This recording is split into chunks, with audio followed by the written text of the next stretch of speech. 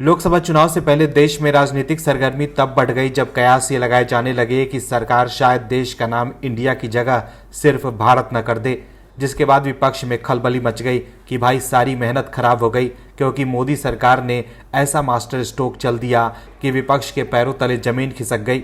जब निमंत्रण पत्र पर लिखा था प्रेसिडेंट ऑफ भारत, विपक्ष को लगा कि मोदी ने तो उनकी गठबंधन की राजनीति को शुरू होने से पहले ही खत्म कर दिया। लेकिन अब सरकार ने बताया है कि भारत शब्द का प्रचलन कैसे होगा तेज, और ये संविधान में संशोधन करके नहीं बल्कि दूसरे तरीके से। क्या है वो फैसला और कैसे विपक्ष को लगेगी मिर्ची, बताते हैं आपको इस रिपोर्ट में।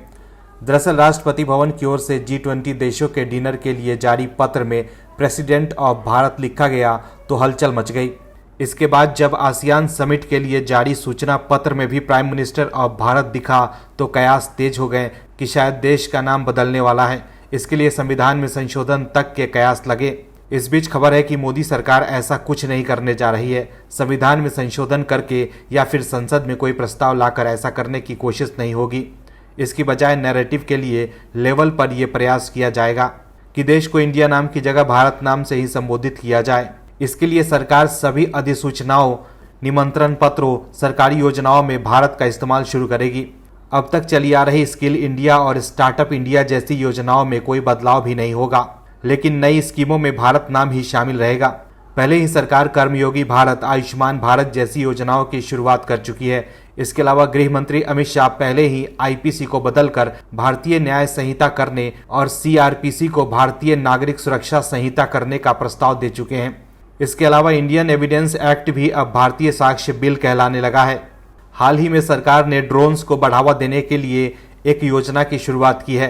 इस योजना का नाम भारत ड्रोन शक्ति रखा गया है। इससे पहले योजनाओं के नाम मेक इन इंडिया और स्टार्टअप इंडिया रहे हैं। माना जा रहा है कि मोदी सरकार पहले वाली योजनाओं को यथावत ही रखेगी, लेकिन नई स्कीमों में भारत नाम ही रहेगा। कानूनी जानकारों का भी कहना है कि संविधान में इंडिया डेट इज भारत लिखा है।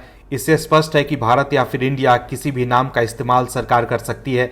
दोनों नाम संवैधानिक रूप से ठीक है और कोई कानूनी अड़चन नहीं है। इसके उदाहरण पासपोर्ट के तौर पर भी देखा जा सकता है। इसमें रिपब्लिक ऑफ इंडिया और भारत सरकार दोनों ही लिखा रहता है।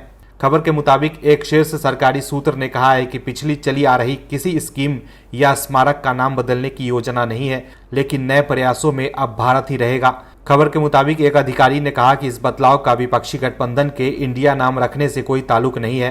दरअसल बीजेपी और संघ की विचारधारा के लोग हमेशा से इंडिया की बजाय भारत ही लिखने और बोलने के पक्षधर रहे हैं। ऐसे में अब उस विचारधारा पर एक कदम आगे बढ़ते हुए आधिकारिक पत्रों में भारत ही लिखा जाएगा।